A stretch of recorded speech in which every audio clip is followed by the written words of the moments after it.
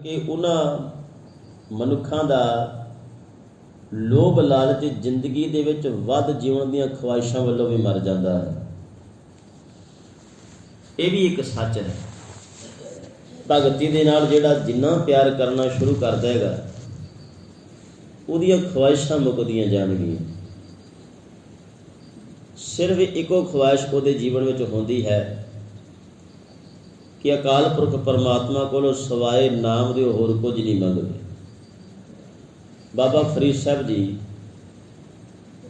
ਉਹਨਾਂ ਦਾ ਬਚਨ ਆਪਾਂ ਪੜ੍ਹਦੇ ਹਾਂ ਕਿ ਤੇਰੀ ਪਨਹ ਖੁਦਾਏ ਤੂੰ ਬਖਸ਼ੰਦਗੀ, ਸ਼ੇਖ ਫਰੀਦੈ ਖੈਰ ਦੀਜੈ ਬੰਦਗੀ। ਕਿ ਹੇ ਅਕਾਲ ਪੁਰਖ, ਹੇ ਅੱਲਾਹ ਤਾਲਾ, ਮੈਂ ਤੇਰੀ ਪਨਾਹ ਦੇ ਵਿੱਚ ਰਹਿਣਾ ਚਾਹੁੰਦਾ ਹਾਂ। ਕਦੇ ਵੀ ਤੇਰੀ ਪਨਾਹ ਤੋਂ ਮੈਂ ਬਾਹਰ ਨਹੀਂ ਹੋਣਾ ਚਾਹੁੰਦਾ। ਪਨਾਹ ਕੀ ਹੈ? ਇੱਕ ਪ੍ਰੋਟੈਕਸ਼ਨ ਹੈ, ਇੱਕ ਸੁਰੱਖਿਆ ਹੈ, ਕਿਸੇ ਦੀ ਪਨਾਹ ਥੱਲੇ ਰਹਿਣਾ। ਕਿਉਂਕਿ ਜਿਹਦੀ ਪਨਾਹ ਦੇ ਵਿੱਚ ਆਪਾਂ ਰਹਿ ਰਹੇ ਹਾਂ, ਉਹ ਸਾਡੀ ਜ਼ਿੰਮੇਵਾਰੀ ਚੁੱਕ ਲੈਂਦਾ ਹੈ। ਬਾਹਰੋਂ ਕੋਈ ਵੀ ਸਾਡੇ ਵਾਸਤੇ, ਸਾਡੇ ਲਈ ਕੋਈ ਘਾਤਕ ਹੋਵੇ, ਸਾਡੇ ਲਈ ਮਾੜਾ ਹੋਵੇ, ਅਸੀਂ ਜਿਹਦੀ ਸ਼ਰਨ ਵਿੱਚ ਬੈਠੇ ਹਾਂ, ਪਹਿਲਾਂ ਉਹਦੇ ਨਾਲ ਉਹਨੂੰ ਜਵਾਬ ਤਲਬ ਹੋਣਾ ਪੈਂਦਾ ਹੈ। ਹੇ ਅਕਾਲ ਪੁਰਖ ਵਾਹਿਗੁਰੂ, ਹੇ ਅੱਲਾ, ਬਾਬਾ ਫਰੀਦ ਸਾਹਿਬ ਕਹਿੰਦੇ ਹਨ, ਮੈਂ ਤੇਰੀ ਪਨਾਹ ਦੇ ਵਿੱਚ ਹਾਂ, ਮੈਂ ਤੇਰੀ ਸ਼ਰਨ ਵਿੱਚ ਹਾਂ, ਔਰ ਤੂੰ ਬਖਸ਼ਣ ਵਾਲਾ ਹੈ ਸਾਰਿਆਂ ਨੂੰ। ਸ਼ੇਖ ਫਰੀਦ ਹੈ ਖੈਰ ਦੀਜੈ ਬੰਦਗੀ। ਤੇਰੇ ਕੋਲੋਂ ਸ਼ੇਖ ਫਰੀਦ ਬਸ ਬੰਦਗੀ ਦੀ ਖੈਰ ਹੀ ਮੰਗਦਾ। ਖੈਰ ਕਹਿੰਦੇ ਨੇ ਭਿੱਖਿਆ ਨੂੰ, ਪਰ ਮੰਗ ਕੇ ਲੈਣੀ ਚਾਹੁੰਦਾ ਮਾਲਕ, ਮੈਂ ਭਿੱਖਿਆ ਤੇਰੇ ਦਰ ਤੋਂ, ਇਹ ਨਾਮ ਦੀ ਬੰਦਗੀ ਦੀ। ਕਦੇ ਵੀ ਤੁਸੀਂ ਕਿਸੇ ਭਗਤ ਨੂੰ, ਜਿੰਨੇ ਵੀ ਬਾਬਾ ਕਬੀਰ ਸਾਹਿਬ ਜੀ, ਨਾਮਦੇਵ ਜੀ, ਤਰਲੋਚਨ ਜੀ, ਜੈਦੇਵ ਜੀ, ਪੀਪਾ ਜੀ, ਸਾਧਨਾ ਜੀ, ਸੈਣ ਜੀ, ਪ੍ਰਭਾਨੰਦ ਜੀ, ਸੂਰਦਾਸ ਜੀ, ਜਿੰਨੇ ਕੋ ਵੀ ਭਗਤ ਗੁਰੂ ਗ੍ਰੰਥ ਸਾਹਿਬ ਮਹਾਰਾਜ ਦੀ ਬਾਣੀ ਦੇ ਵਿੱਚ ਆਏ ਨੇ, ਕਦੇ ਵੀ ਤੁਸੀਂ ਕਿਸੇ ਭਗਤ ਦੇ ਮੂੰਹੋਂ ਇਹ ਨਹੀਂ ਸੁਣਿਆ ਹੋਏਗਾ ਬਈ ਮੈਨੂੰ ਲੰਬਾ ਜੀਵਨ ਚਾਹੀਦਾ ਹੈ, ਕਿ ਮੈਨੂੰ ਮਾਲਕ ਜੀ ਮੌਤ ਤੋਂ ਡਰ ਲੱਗਦਾ ਹੈ ਔਰ ਮੈਂ ਬਹੁਤ ਲੰਬਾ ਜੀਣਾ ਚਾਹੁੰਦਾ ਹਾਂ, ਮੌਤ ਮੈਨੂੰ ਭਿਆਨਕ ਲੱਗਦੀ ਹੈ। ਬਾਬਾ ਫਰੀਦ ਸਾਹਿਬ ਜੀ ਨੇ ਮੌਤ ਦੀ ਗੱਲ ਕੀਤੀ, ਬਾਬਾ ਕਬੀਰ ਸਾਹਿਬ ਜੀ ਨੇ ਵੀ ਮੌਤ ਦੀ ਗੱਲ ਕੀਤੀ, ਪਰ ਕਬੀਰ ਸਾਹਿਬ ਜੀ ਨੇ ਇਹ ਆਖਿਆ ਵੀ ਮੌਤ ਹੈ ਤਾਂ ਡਰਾਵਣੀ, ਪਰ ਸੰਸਾਰ ਦੇ ਲੋਕਾਂ ਵਾਸਤੇ ਹੈ, ਭਗਤਾਂ ਵਾਸਤੇ ਕੋਈ ਨਹੀਂ। ਬਾਬਾ ਕਬੀਰ ਸਾਹਿਬ ਜੀ ਕਹਿੰਦੇ ਹਨ ਕਿ ਅਸਲ ਦੇ ਵਿੱਚ ਕਿ ਜਿਹੜੇ ਮਨੁੱਖ ਮੌਤ ਦੀਆਂ ਗੱਲਾਂ ਕਰਦੇ ਹਨ, ਅਸਲ ਵਿੱਚ ਡਰ ਹੈ ਉਹਨਾਂ ਦੇ ਅੰਦਰ। ਮਰਨ ਤੇ ਜਗਤ ਡਰੈ ਜੀਵਿਆ ਲੋੜੈ ਸਭ ਕੋਇ। ਸਾਰੇ ਜੀਣਾ ਚਾਹੁੰਦੇ ਨੇ, ਅੱਗੇ ਤੋਂ ਅੱਗੇ ਹੋਰ ਆਪਣੀ ਜ਼ਿੰਦਗੀ ਦਾ ਵਿਸਥਾਰ ਹੋਣਾ ਉਹ ਲੋਚਦੇ ਨੇ ਵੀ ਹੋਰ ਅੱਗੇ ਵਧੀਏ। 17 ਸਾਲਾਂ 80 ਸਾਲਾਂ ਦਾ ਬਜ਼ੁਰਗ ਵੀ ਚਾਹੁੰਦਾ ਵੀ ਮੈਂ ਅਜੇ ਹੋਰ ਅੱਗੇ ਵਧਾਂ। ਹਾਲਾਂਕਿ ਹੁਣ ਅੱਗੇ ਵਧਣ ਨੂੰ ਕੁਝ ਰਹਿ ਨਹੀਂ ਗਿਆ, ਕਿਉਂਕਿ ਇੰਪੋਰਟੈਂਸ ਬੰਦੇ ਦੀ ਜਿਹੜੀ ਹੁੰਦੀ ਹੈ ਨਾ, ਉਹ ਹੌਲੀ ਹੌਲੀ ਪਰਿਵਾਰ ਵਿੱਚੋਂ ਵੀ ਖਤਮ ਹੁੰਦੀ ਨਜ਼ਰ ਆਉਂਦੀ ਬੰਦੇ ਨੂੰ। ਉਹ ਆਪਣੀਆਂ ਅੱਖਾਂ ਦੇ ਸਾਹਮਣੇ ਖੁਦ ਵੇਖਦਾ ਹੈ, ਖੁਦ ਅਨੁਮਾਨ ਲਗਾ ਲੈਂਦਾ, ਜੋ ਪਹਿਲਾਂ ਸੀ ਉਹ ਹੁਣ ਨਹੀਂ ਹੈ। ਜੋ ਖੁਦ ਮੁਖਤਿਆਰੀ ਪਹਿਲਾਂ ਮੇਰੇ ਹੱਥਾਂ ਦੇ ਵਿੱਚ ਸੀ, ਹੁਣ ਮੈਨੂੰ ਕਿਸੇ ਵਸਤੂ ਵਾਸਤੇ ਆਪਣੇ ਧੀਆਂ ਪੁੱਤਰਾਂ ਦੇ ਵੱਲ ਵੇਖਣਾ ਪੈਂਦਾ ਹੈ। ਹੁਣ ਉਹ ਖੁਦ ਮੁਖਤਿਆਰੀ ਮੇਰੇ ਕੋਲ ਕੋਈ ਨਹੀਂ। ਇਹ ਮਨੁੱਖ ਅਨੁਮਾਨ ਲਗਾ ਲੈਂਦਾ, ਪਤਾ ਹੈ ਵੀ ਹੁਣ 80 ਸਾਲਾਂ ਦੀ ਉਮਰ ਦੇ ਵਿੱਚ ਮੇਰੇ ਤੋਂ ਕਿਸੇ ਨੂੰ ਕੋਈ ਸਰੋਕਾਰ ਨਹੀਂ, ਅਤੇ ਨਾ ਮੈਂ ਕਿਸੇ ਨੂੰ ਹੁਣ ਕੁਝ ਦੇ ਸਕਣਾ ਹਾਂ ਸਿਵਾਏ ਆਸ਼ੀਰਵਾਦ ਤੋਂ। ਹੁਣ ਕੇਵਲ ਅਤੇ ਕੇਵਲ ਮੇਰਾ ਸਰਬੰਧ ਜਿਹੜਾ ਹੈ, ਜਾਂ ਤਾਂ ਮੰਜਾ ਹੈ ਜਾਂ ਮੇਰੇ ਨਾਲ ਵੀ 2 ਵਕਤ ਦਾ ਪ੍ਰਸ਼ਾਦ ਹੈ, ਬਸ ਇਹਨਾਂ ਕੋਈ ਹੁਣ ਮੇਰਾ ਸਰਬੰਧ ਹੈ। ਹੁਣ ਬਹੁਤੇ ਪਦਾਰਥਾਂ ਦੀ ਮੈਨੂੰ ਲੋੜ ਕੋਈ ਨਹੀਂ, ਕਿਉਂਕਿ ਹੁਣ ਸਰੀਰ ਨੂੰ ਕੰਮ ਵੀ ਕੋਈ ਨਹੀਂ ਆਉਣੇ। ਸਾਰਾ ਕੁਝ ਪਤਾ ਹੋਣ ਦੇ ਬਾਵਜੂਦ 80 ਸਾਲਾਂ ਦੀ ਉਮਰ ਦਾ ਸਰੀਰ ਵੀ ਚਾਹੁੰਦਾ ਹੈ ਵੀ ਮੈਂ ਅਜੇ ਹੋਰ ਅੱਗੇ ਵਧਾਂ, ਕਿਉਂਕਿ ਮੌਤ ਡਰਾਵਣੀ ਲੱਗਦੀ ਹੈ। ਗੁਰੂ ਕਹਿੰਦੇ ਹਨ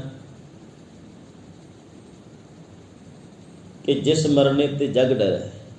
ਬਾਬਾ ਕਬੀਰ ਦੇ ਲਫ਼ਜ਼ਾਂ ਅੰਦਰ ਜਿਸ ਮਰਨ ਤੋਂ, ਜਿਸ ਮੌਤ ਤੋਂ ਸਾਰਾ ਜਗਤ ਡਰਦਾ ਹੈ। ਹੁਣ ਭਗਤ ਦੀ ਕੀ ਸੋਚ ਹੈ ਉਸ ਮਰਨ ਬਾਰੇ? ਮੇਰੇ ਮਨ ਆਨੰਦ। ਭਗਤ ਕਹਿੰਦੇ ਹਨ ਕਿ ਮੇਰੇ ਮਨ ਦੇ ਵਿੱਚ ਉਸ ਮੌਤ ਦਾ ਡਰ ਕੋਈ ਨਹੀਂ ਬਲਕਿ ਆਨੰਦ ਹੈ।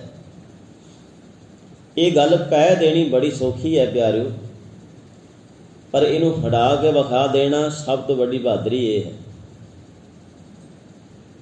ਕਿ ਮੇਰੇ ਮਨ ਵਿੱਚ ਆਨੰਦ ਹੈ। ਲੋਕ ਇਹਨੂੰ ਸੁਣ ਕੇ ਲੋਕ ਅਜਿਹਾ ਕਾਰਾ ਕਦੇ ਕੰਨਾਂ ਵਿੱਚ ਪੈਂਦਾ ਹੈ, ਤੋਬਾ ਤੋਬਾ ਹੋ ਜਾਂਦੀ ਹੈ।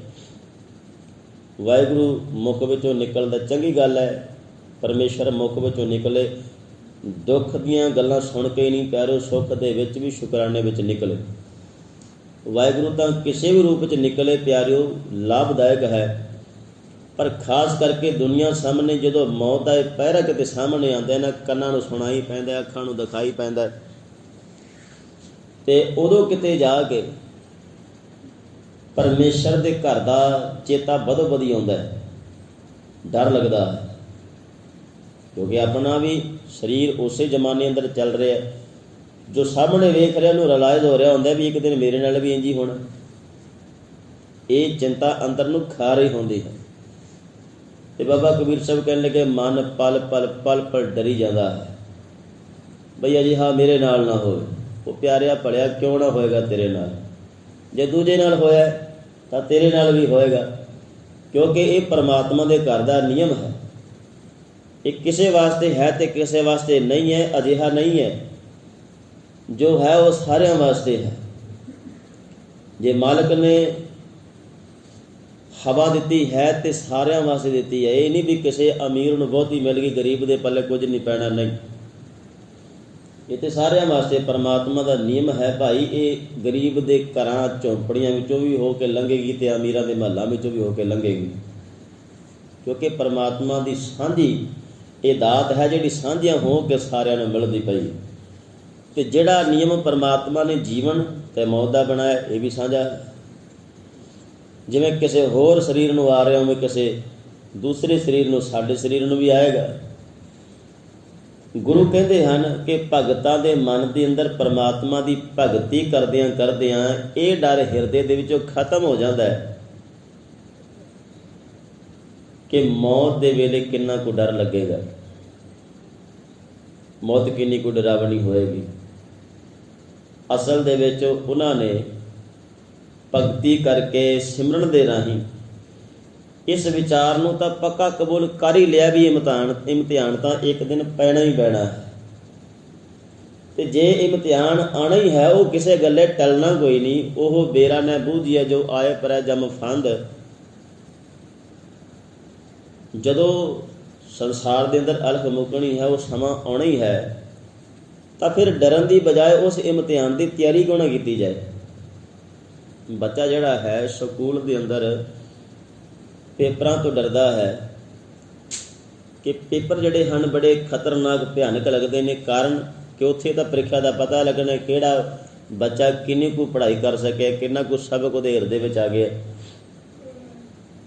ਲੇਕਿਨ ਇਹ ਡਰ ਉਹਨਾਂ ਵਿਦਿਆਰਥੀਆਂ ਦੇ ਮਨ ਵਿੱਚ ਹੁੰਦਾ ਹੈ ਜਿਨ੍ਹਾਂ ਨੇ ਪੜ੍ਹਾਈਆਂ ਵਾਸਤੇ ਕਲਾਸਾਂ ਤਾਂ ਅਟੈਂਡ ਕੀਤੀਆਂ, ਪਰ ਕਲਾਸਾਂ ਵਿੱਚ ਪੜ੍ਹਾਈ ਕੀਤੀ ਕੋਈ ਨਹੀਂ।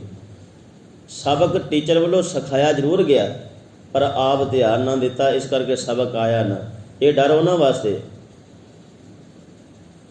ਅਤੇ ਜਿਨ੍ਹਾਂ ਨੇ ਸਬਕ ਨੂੰ ਸਿੱਖਿਆ ਹੈ ਉਹਨਾਂ ਨੂੰ ਇਮਤਿਹਾਨ ਦਾ ਡਰ ਕੋਈ ਨਹੀਂ, ਕਿਉਂਕਿ ਉਹਨਾਂ ਦੀ ਤਿਆਰੀ ਸਾਰੀ ਦੀ ਸਾਰੀ ਬਰਕਰਾਰ ਹੈ, ਤਿਆਰੀ ਹੈ ਉਹਨਾਂ ਦੀ। ਇਵੇਂ ਤੇ ਨਹੀਂ ਬਾਬਾ ਕਬੀਰ ਸਾਹਿਬ ਕਹਿੰਦੇ ਕਿ ਵੀ ਮੇਰੇ ਮਨ ਵਿੱਚ ਆਨੰਦ ਹੈ। ਡਰ ਉਹ ਰਹੇ ਨੇ ਸੰਸਾਰ ਦੇ ਲੋਕ ਜਿਨ੍ਹਾਂ ਦੀ ਤਿਆਰੀ ਕੋਈ ਨਹੀਂ।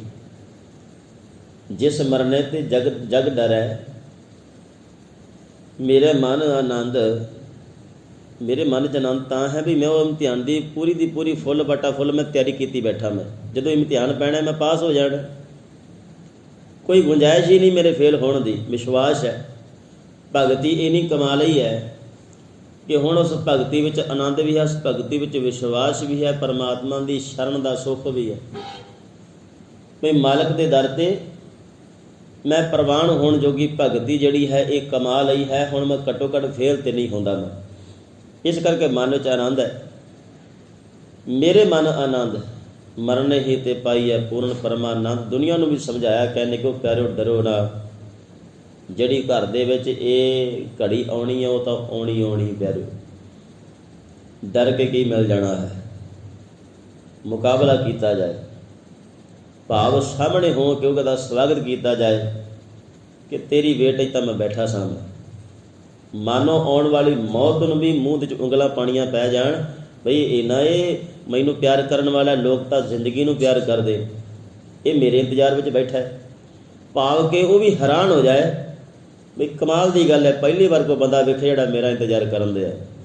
नहीं तो लोग तो कहते हैं भाई ये तो घर साडे कदे आवे ही ना। गुरु कहते हैं कि अजिहा भगत जिहड़ा है संसार दीआं ख्वाहिशां तो अपना मन चुक के मौत के डर नूं अपने गलों ला लैंदा है। सतगुरु कहते हैं कालै कवल निरंजन जान, वो काल नूं, मौत नूं, मौत के सहम नूं अपने अंदरों खत्म कर लैंदा है, क्योंकि निरंजन जान है, माया तो रहत परमात्मा, जिहड़ा माया तो भी रहत है, हर प्रकार के डर तो भी रहत है। अजिहे निरंजन वाहिगुरू नूं वो जान लैंदा, उहदे गुणां दी पछाण कर लैंदा है, उहदी भगती नूं समझ लैंदा है। बूझै कर्म सो शब्द पछाणै, ते परमात्मा दे वल्लों वरस आए गुरु की संगत करके बूझै कर्म, अपने कर्मां दी सदगति नूं जिउंदियां जी पछाण लैंदा है। किहड़े कर्मां विच सदगति है, किहड़े कर्मां विच दुर्गति है। सदगति होनी, दुर्गति होनी। दुर्गति का अर्थ है गति होई तो है, बंदा अगे तो वधिया, गति तो होई है, पर माड़े पासे गति होई है। भाव के हुण ये नरकां नूं धकिया गया, भाव जूना दे विच पै गया, होर ज़्यादा लम्मे इनू सज़ा वाले बंधन पै गए। सदगति जिहड़ी है वो एक चंगी गति है, गति उत्थे भी हुई है, भाव बंदा उत्थे भी अगे वधे है, लेकिन उत्थे उहदी एक चंगी गति हुई है। वो परमात्मा के चरणों के विच प्रवान हो गया, जिउंदियां जी भी ते शरीर के संसार दे विचों जाण तो बाद भी। पातशाह कहते हैं बूझै कर्म, उन्होंने गुरु कोल रह के अपने कर्मां दा सारा निरीक्षण करना आ गया। की चंगा है मेरे कर्मां विच, की माड़ा है मेरे कर्मां विच। हर कर्म करन तो पहला उन्होंने चंगियाई ते बुराई की समझ। पातशाह कहते हैं बूझै कर्म सो शब्द पछाण, जिन्हों अपने कर्मां दा निरीक्षण करना आ जाए, शब्द की पछाण उसे मनुख नूं है। भाव शब्द वो गुरु दे दर तो लैके, क्योंकि शब्द विच ही तो सारा गुण है, शब्द विच ही सारी सिक्ख्या है। तेरे लिए चंगा की, तेरे लिए मंदा की है। सतगुरु जी ने बाणी अंदर आख्या ना, प्यारिया को अपने आप को यह ना आख्या कर भी रब ने मेरे वास्ते चंगा किया, रब ने मेरे वास्ते मंदा किया। पातशाह कहने कि प्यारिया चंगा मंदा तेरे कर्मां दा नतीजा है। नारायण निंदस काय भूली गवारी, रब नूं निंद के हे कमली जीव इस्त्री, क्यों तू अपने आप को होर खुवारी दे रही है। नारायण निंदस काय भूली गवारी, दुकृत सुकृत थारो कर्मरी। चंगे काम मंदे काम तेरी तने, तेरे वालों कीते होए दा ही तां सिट्टा तैनूं भुगत नूं मिल रहा है। रब दा इहदे विच की दोष है, रब ने फलाना नहीं किया, रब ने टमकाना नहीं किया। गुरु कहंदे ने प्यारिया जो तू कीता है उहदा ही सिट्टा वढ रहे।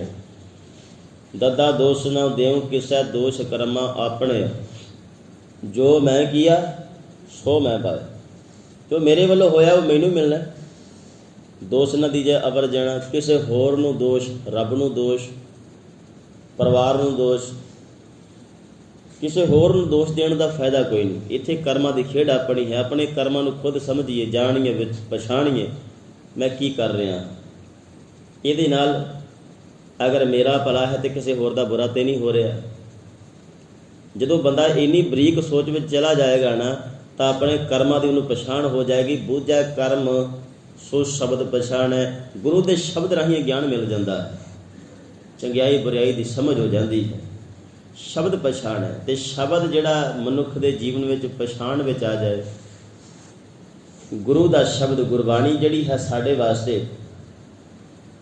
मालक जी ने साडी आत्मा की खुराक दी हुई है, और इहदे नाल साडी रोज़ आत्मा साडी बलवान होंदी है।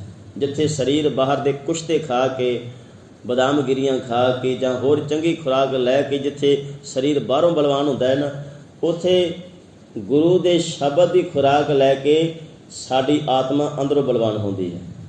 ਰੋਜ਼ ਇਸੇ ਕਰਕੇ ਆਉਂਦੇ ਹਾਂ ਵੀ ਆਤਮਾ ਕਿਤੇ ਢਿੱਲੀ ਨਾ ਪੈ ਜਾਏ। ਜੇ ਸਰੀਰ ਅੱਗੇ ਵੱਧ ਰਿਹਾ ਹੈ ਤਾਂ ਆਤਮਾ ਵੀ ਨਰੋਈ ਰਹੇ, ਅਤੇ ਉਹ ਨਰੋਈ ਆਤਮਾ ਸ਼ਬਦ ਦੇ ਗਿਆਨ ਦੇ ਰਾਹੀਂ ਹੀ ਹੋਏਗੀ। ਗੁਰੂ ਕਹਿੰਦੇ ਹਨ ਸ਼ਬਦ ਪਛਾਣ। ਭਾਈ ਗੁਰਦਾਸ ਜੀ ਨੇ ਇੱਕ ਦਿਨ ਪੁੱਛ ਹੋ ਗਈ ਕਿਸੇ ਜਗਿਆਸੂ ਦੇ ਵੱਲੋਂ ਕਿ ਭਾਈ ਸਾਹਿਬ ਜੀ ਤੁਸੀਂ ਬਾਣੀ ਦੇ ਨਾਲ ਬਹੁਤ ਪਿਆਰ ਕਰਦੇ ਹੋ। ਭਾਈ ਗੁਰਦਾਸ ਜੀ ਕਹਿਣ ਲੱਗੇ ਬਈ ਇਹ ਪਿਆਰ ਖਾਲੀ ਮੇਰੇ ਵਾਸਤੇ ਨਹੀਂ, ਇਹ ਸਾਰਿਆਂ ਵਾਸਤੇ ਹੈ। ਸਾਰਿਆਂ ਨੂੰ ਹੀ ਗੁਰਬਾਣੀ ਦੇ ਨਾਲ ਬਹੁਤ ਪਿਆਰ ਕਰਨਾ ਚਾਹੀਦਾ। ਗੁਰੂ ਸਾਹਿਬ ਜੀ ਨੇ ਤਾਂ ਆਪਣੇ ਸਰੀਰ ਤੋਂ ਵੱਧ ਕੇ ਬਾਣੀ ਨੂੰ ਮਹੱਤਵ ਦੇਣ ਵਾਸਤੇ ਸੰਗਤ ਨੂੰ ਆਖਿਆ ਵੀ ਸਾਡੇ ਸਰੀਰ ਨੂੰ ਭਾਵੇਂ ਤੁਸੀਂ ਘੱਟ ਮਹੱਤਵ ਦਿਓ, ਪਰ ਬਾਣੀ ਨੂੰ ਵੱਧ ਤੋਂ ਵੱਧ ਤੁਸੀਂ ਸਲਾਹਿਆ ਜੇ। ਇਹਦੀ ਉਦਾਹਰਨ ਮਿਲਦੀ ਹੈ ਜਦੋਂ ਸਤਿਗੁਰੂ ਜੀ ਨੇ ਗੁਰੂ ਗ੍ਰੰਥ ਸਾਹਿਬ ਮਹਾਰਾਜ ਦੀ ਸੰਪਾਦਨਾ ਕਰ ਦਿੱਤੀ, ਹਰਿਮੰਦਰ ਸਾਹਿਬ ਦੀ ਧਰਤੀ 'ਤੇ ਪ੍ਰਕਾਸ਼ ਹੋ ਗਏ, ਅਤੇ ਜੇ ਪਹਿਲੇ ਦਿਨ ਹੀ ਸ਼ਾਮ ਦਾ ਵਕਤ ਹੁੰਦਾ ਹੈ, ਸੰਗਤਾਂ ਪੁੱਛਦੀਆਂ ਹਨ ਸਤਿਗੁਰੂ ਜੀ ਪ੍ਰਕਾਸ਼ ਦੀ ਤਾਂ ਥਾਂ ਹਰਿਮੰਦਰ ਸਾਹਿਬ ਹੋ ਗਿਆ, ਸਤਿਗੁਰੂ ਜੀ ਸੁਖਾਸਨ ਕਰਕੇ ਕਿਹੜੀ ਥਾਂ 'ਤੇ ਆਪਾਂ ਇਸ ਪਵਿੱਤਰ ਬਾਣੀ ਨੂੰ ਸਥਾਪਨ ਕਰਾਂਗੇ। ਅਤੇ ਗੁਰੂ ਅਰਜਨ ਦੇਵ ਸੱਚੇ ਪਾਤਸ਼ਾਹ ਜੀ ਨੇ ਫਿਰ ਉਦੋਂ ਫੈਸਲਾ ਲਿਆ, ਕਹਿਣ ਲੱਗੇ ਵੀ ਪੋਥੀ ਸਾਹਿਬ ਦਾ ਜਿਹੜਾ ਸੁਖਾਸਨ ਹੈ ਕਰਕੇ ਆਪਣੇ ਸਿਰ 'ਤੇ ਅਦਬ ਦੇ ਨਾਲ ਲੈ ਕੇ ਕਹਿਣ ਲੱਗੇ ਵੀ ਕੋਠਾ ਸਾਹਿਬ ਵਾਲੇ ਪਾਸੇ ਆਇਆ ਜਾਏ। ਸੰਗਤਾਂ ਕਹਿੰਦੀਆਂ ਹਨ ਪਾਤਸ਼ਾਹ ਜੀ ਕੋਠਾ ਸਾਹਿਬ ਤਾਂ ਤੁਹਾਡੇ ਸੌਣ ਦਾ ਨਿਵਾਸ ਅਸਥਾਨ ਹੈ। ਪਾਤਸ਼ਾਹ ਕਹਿਣ ਲੱਗੇ ਬਸ ਉੱਥੇ ਹੀ ਲੈ ਕੇ ਚੱਲਣੇ ਹੈ। ਚਵਰ ਸਾਹਿਬ ਕਰਦੇ ਹੋਏ ਪਿੱਛੇ ਗੁਰੂ ਅਰਜਨ ਦੇਵ ਮਹਾਰਾਜ, ਅੱਗੇ ਬਾਬਾ ਬੁੱਢਾ ਸਾਹਿਬ ਜੀ ਨੇ ਸਿਰ 'ਤੇ ਸਤਿਗੁਰੂ ਜੀ ਦੇ ਸਰੂਪ ਲਏ ਹੋਏ, ਔਰ ਬਾਬਾ ਬੁੱਢਾ ਸਾਹਿਬ ਜੀ ਜਦੋਂ ਅੱਗੇ ਅੱਗੇ ਤੁਰਦੇ ਹਨ, ਪਹਿਲਾਂ ਤਾਂ ਉਹਨਾਂ ਦਾ ਮਨ ਸਵੇਰੇ ਸਾਰ ਹੀ ਗੁਰੂ ਅਰਜਨ ਦੇਵ ਮਹਾਰਾਜ ਨੂੰ ਪ੍ਰਸ਼ਨ ਕਰਨ ਲੱਗ ਪਿਆ ਸੀ, ਸਤਿਗੁਰੂ ਜੀ ਅੱਜ ਤੋਂ ਪਹਿਲਾਂ ਮੈਂ ਤੁਹਾਡੇ ਅੱਗੇ ਕਦੇ ਨਹੀਂ ਤੁਰਿਆ, ਮੈਂ ਹਮੇਸ਼ਾ ਤੁਹਾਡੇ ਪਿੱਛੇ ਪਿੱਛੇ ਤੁਰਨ ਦੀ ਆਦਤ ਪਈ ਹੋਈ ਹੈ।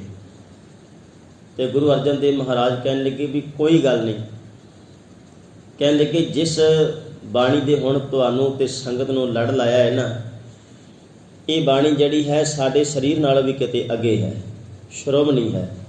ਸਾਡੇ ਸਰੀਰ ਦਾ ਸਤਿਕਾਰ ਜਿਹੜਾ ਹੈ ਭਾਵੇਂ ਘੱਟ ਹੋ ਜਾਏ, ਪਰ ਬਾਣੀ ਦਾ ਸਤਿਕਾਰ ਬਹੁਤ ਵੱਧ ਹੋਣਾ ਚਾਹੀਦਾ ਹੈ, ਕਿਉਂਕਿ ਬਾਣੀ ਦਾ ਸਤਿਕਾਰ ਹੋਏਗਾ ਸਾਡੇ ਅੰਦਰ ਨੂੰ ਪਰਮੇਸ਼ਰ ਹੋਰ ਬਲ ਦੇਵੇਗਾ, ਕਿਉਂਕਿ ਬਾਣੀ ਆਪ ਨਿਰੰਕਾਰ ਹੈ। ਵਾਹੋ ਵਾਹੋ ਬਾਣੀ ਨਿਰੰਕਾਰ ਹੈ, ਜਿਸ ਜੀਵੜ ਅਵਰ ਨਾ ਗੋਏ। ਅਤੇ ਪਾਤਸ਼ਾਹ ਜੀ ਕੋਠਾ ਸਾਹਿਬ ਦੀ ਨਿਵਾਸ ਅਸਥਾਨ ਵਾਲੀ ਥਾਂ 'ਤੇ ਆਪ ਪਿੱਛੇ ਚਵਰ ਸਾਹਿਬ ਕਰਕੇ ਗੁਰੂ ਅਰਜਨ ਦੇਵ ਮਹਾਰਾਜ ਚੱਲਦੇ ਨੇ, ਅੱਗੇ ਬਾਬਾ ਬੁੱਢਾ ਸਾਹਿਬ ਜੀ ਸਿਰ 'ਤੇ ਸਤਿਗੁਰੂ ਦੇ ਸਰੂਪ ਲੈ ਕੇ ਚੱਲਦੇ ਹਨ। ਔਰ ਜਦੋਂ ਨਿਵਾਸ ਅਸਥਾਨ 'ਤੇ ਪਹੁੰਚੇ ਅਤੇ ਗੁਰੂ ਅਰਜਨ ਦੇਵ ਮਹਾਰਾਜ ਜੀ ਨੇ ਪਹਿਲਾਂ ਤਿਆਰੀਆਂ ਕਰਵਾ ਰੱਖੀਆਂ ਸਨ, ਉਹ ਪਲੰਗੇ ਦੇ ਉੱਤੇ ਨਵੀਂ ਵਿਛਾਈ ਕਰਕੇ ਜਿਹਦੇ ਉੱਤੇ ਸਤਿਗੁਰੂ ਆਪ ਲੰਮੇ ਪੈਂਦੇ ਸਨ। ਸਾਹਿਬ ਜੀ ਨੇ ਆਖਿਆ ਬਾਬਾ ਬੁੱਢਾ ਸਾਹਿਬ ਜੀ ਇਸ ਪਵਿੱਤਰ ਬਾਣੀ ਦੇ ਗ੍ਰੰਥ ਨੂੰ ਅੱਜ ਤੋਂ ਬਾਅਦ ਸਾਡੇ ਅਸਥਾਨ 'ਤੇ ਤੁਸੀਂ ਸਥਾਪਨ ਕਰਨਾ ਸੁਖਾਸਨ ਵਾਸਤੇ। ਦੂਜਾ ਸਵਾਲ ਖੜਾ ਹੋ ਗਿਆ ਪਾਤਸ਼ਾਹ ਜੀ ਵੀ ਤੁਹਾਡਾ ਲੰਮੇ ਪੈਣ ਦਾ ਅਸਥਾਨ ਵੀ ਕੋਈ ਹੋਰ ਬਣਾਈਏ, ਤੁਹਾਡੇ ਵਾਸਤੇ ਕੋਈ ਹੋਰ ਪਲੰਗਾ, ਕੋਈ ਉੱਚਾ ਥਾਂ, ਕੋਈ ਹੋਰ ਸਤਿਗੁਰੂ ਜੀ ਕੋਈ ਆਪਾਂ ਨਿਯੁਕਤ ਕਰੀਏ। ਗੁਰੂ ਅਰਜਨ ਦੇਵ ਮਹਾਰਾਜ ਕਹਿਣ ਲੱਗੇ ਨਹੀਂ, ਹੁਣ ਉੱਚੇ ਥਾਂ ਦੀ ਲੋੜ ਕੋਈ ਨਹੀਂ, ਇਸ ਹੀ ਪਲੰਗੇ ਦੇ ਨੇੜੇ ਕਹਿਣ ਲੱਗੇ ਵੀ ਥੱਲੇ ਜ਼ਮੀਨ ਦੇ ਉੱਤੇ ਇੱਕ ਚਾਦਰ ਵਿਛਾ ਦਿੱਤੀ ਜਾਏ। ਅਸੀਂ ਅੱਜ ਤੋਂ ਬਾਅਦ ਹੁਣ ਇਸ ਅਸਥਾਨ 'ਤੇ ਭੂਮੀ ਦੇ ਉੱਤੇ ਹੀ ਸੌਂ ਕੇ ਅਸੀਂ ਆਪਣੇ ਸਰੀਰ ਨੂੰ ਆਰਾਮ ਦੇਣਾ ਹੈ। ਇਸ ਗੱਲ ਤੋਂ ਪਤਾ ਲੱਗ ਜਾਂਦਾ ਹੈ ਸਤਿਗੁਰੂ ਜੀ ਨੇ ਆਪਣੇ ਸਰੀਰ ਨੂੰ ਇੰਨੀ ਅਹਿਮੀਅਤ ਨਹੀਂ ਦਿੱਤੀ ਜਿੰਨੀ ਬਾਣੀ ਦੀ ਸਤਿਗੁਰੂ ਜੀ ਨੇ ਅਹਿਮੀਅਤ ਦਿੱਤੀ ਹੈ।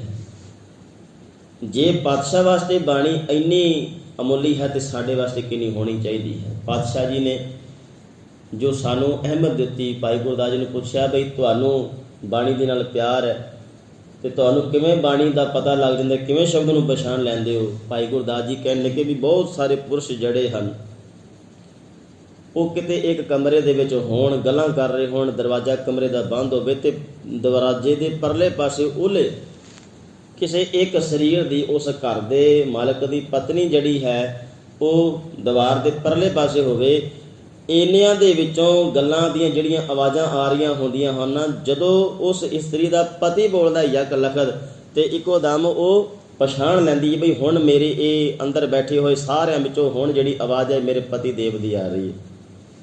ਕਹਿਣ ਲੱਗੇ ਵੀ ਜਿਵੇਂ ਇੰਨਿਆਂ ਦੇ ਵਿੱਚੋਂ ਉਹ ਆਪਣੇ ਪਤੀ ਦੀ ਆਵਾਜ਼ ਨੂੰ ਪਛਾਣ ਲੈਂਦੀ ਹੈ, ਇਵੇਂ ਹੀ ਸੰਸਾਰ ਦੇ ਅੰਦਰ ਬੜੀਆਂ ਰਚਨਾਵਾਂ ਨੇ, ਪਰ ਮੈਂ ਉਹਦੇ ਵਿੱਚੋਂ ਆਪਣੇ ਸਾਈਂ ਦੀ ਆਵਾਜ਼ ਨੂੰ ਪਛਾਣ ਲੈਣਾ, ਗੁਰਬਾਣੀ ਦੇ ਸ਼ਬਦ ਨੂੰ ਪਛਾਣ ਲੈਣਾ, ਕਿਉਂਕਿ ਪਿਆਰ ਹੈ ਸ਼ਬਦ ਦੇ ਨਾਲ। ਬੂਝੈ ਕਰਮ ਸੋ ਸ਼ਬਦ ਪਛਾਣੈ, ਆਪੇ ਜਾਣੈ ਆਪ ਪਛਾਣੈ, ਸਭ ਤਿਸ ਕਾ ਚੋਜ ਸੁਭਾਇਆ। ਪਰਮਾਤਮਾ ਆਪ ਹੀ ਸਭ ਕੁਝ ਜਾਣਦਾ ਹੈ, ਆਪ ਹੀ ਪਰਮਾਤਮਾ ਬਰੀਕ ਪਛਾਣ ਰੱਖਦਾ ਹੈ ਤੇ ਸਾਰੇ ਜਗਤ ਦੇ ਅੰਦਰ ਪਰਮਾਤਮਾ ਦੇ ਚੋਜਾਂ ਦਾ, ਪਰਮਾਤਮਾ ਦੇ ਕੌਤਕਾਂ ਦਾ ਇਹ ਸਾਰਾ ਦਾ ਸਾਰਾ ਜਿਹੜਾ ਵਰਤਾਰਾ ਹੈ ਉਹ ਪਰਮਾਤਮਾ ਦੇ ਵੱਲੋਂ ਆਪ ਹੀ ਹੁੰਦਾ ਹੈ। ਦਿਨ ਰਾਤ ਸੁੱਖ ਦੁੱਖ ਇਹ ਸਾਰਾ ਕੁਝ ਪਰਮਾਤਮਾ ਦੇ ਘਰਾਂ ਦਾ ਆਪਣਾ ਹੀ ਸਿਧਾਂਤ ਹੈ। ਸੋ ਜੋ ਉਸ ਅਕਾਲ ਪੁਰਖ ਪਰਮਾਤਮਾ ਨੇ ਸਾਨੂੰ ਗੁਰੂ ਸਾਹਿਬ ਜੀ ਦੇ ਅਨੁਸਾਰ ਸਾਨੂੰ ਦਿੱਤਾ ਹੈ, ਅਸੀਂ ਸਤਿਗੁਰੂ ਦੀ ਦਿੱਤੀ ਹੋਈ ਦਾਤ ਆਪਣੇ ਵਾਸਤੇ ਅਨਮੋਲੀ ਜਾਣੀਏ।